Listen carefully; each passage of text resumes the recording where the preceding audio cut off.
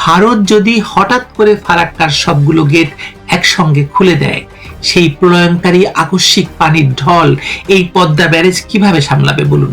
এর কোনো উত্তরেই মেকি সরকারের মন্ত্রীদের কাছে নেই। থাকবে কি করে বলুন? যে মন্ত্রীর নামে খুনের অভিযোগ আছে, তিনি মন্ত্রিত্বগিরি ফলাচ্ছেন এবং কোন রকমের তার কোনো জনগণের কাছে ব্যাখ্যা দেওয়ার প্রয়োজন নেই। তার কাছ থেকে কি আশা করবেন বলেন? ব্যারেজ টিকিয়ে রাখতে গেলে তখন আশেপাশের সব জনপদ ভাসিয়ে দিতে হবে। তাছাড়া 2 কিলোমিটার দীর্ঘ একটি ব্যারেজে মাত্র 20 মিটার দৈর্ঘ্যের দুটো ফিশ পাস দিয়ে কিভাবে নদীর কোটি কোটি মাছ এবং জলজ প্রাণীর অবাধ বিচরণ নিশ্চিত হবে, তার কোনো বিজ্ঞান ভিত্তিক ব্যাখ্যা বা মডেল তাদের কাছে নেই।